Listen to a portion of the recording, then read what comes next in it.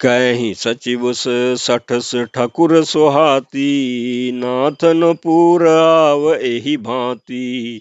बारि दिनांगी एक कपियावा, तासु चरित मन महु सबु गावा।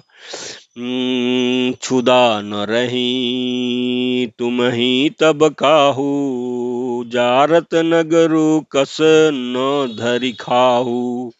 सुनत नीक आगे दुख पावा, सचिवन असमत प्रभु ही सुनावा।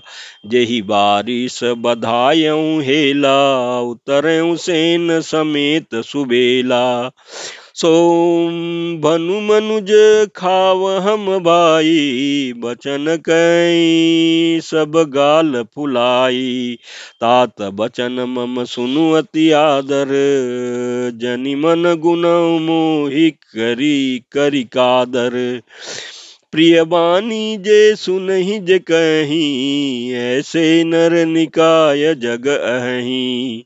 बचन परम हित सुनत कठोरे, सुनहि जे कहीं ते नर प्रभु थोरे। प्रथम बसीठ पठयऊँ सुनु नीति, सीता दे करहूँ पुनि प्रीति। नारी पाए फिरी जाही जो, तोन बढ़ाई रारी। नाही तो सन्मुख समर मही, तात करी हठी मारी। प्रमात सियावर रामचंद्र शंकर जी भजो। लंका कांड दोहा 9। इस चौपाई के प्रसंग में तुलसीदास जी कहते हैं कि ये सभी मूर्ख खुशामदी मंत्री ठकुर सुहाती मुंह देखी कह रहे हैं, हे नाथ, इस प्रकार की बातों से पूरा नहीं पड़ेगा। एक ही बंदर समुद्र लांग कर आया था, उसका चरित सब लोग अब भी मन ही मन गाया करते हैं, स्मरण किया करते हैं। उस समय तुम लोगों से किसी को भूख न थी, बंदर तो तुम्हारा भोजन ही है। फिर नगर जलाते समय उसे पकड़कर क्यों नहीं खा लिया। इन मंत्रियों ने स्वामी आपको ऐसी सम्मति सुनाई जो सुनने में अच्छी लगी, पर जिससे आगे चल करके दुख पाना होगा। जिसने खेल ही खेल में समुद्र बांध लिया और जो सेना सहित सुवेल पर्वत आ उतरा। हे भाई, कहो वह मनुष्य है जिसे कहते हो कि हम खा लेंगे। सब गाल फुला फुला कर पागलों की तरह वचन कह रहे हैं।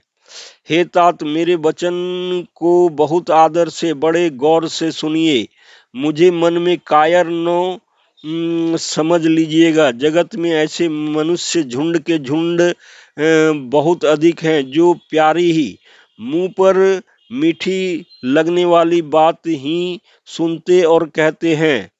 हे प्रभु, सुनने में कठोर परंतु परिणाम में परम हितकारी वचन हो जो सुनते और कहते हैं, वे मनुष्य बहुत ही थोड़े हैं। नीति सुनिए, उसके अनुसार पहले दूत भेजिए और फिर सीता को देखकर श्री राम जी से प्रीति मेल कर लीजिए।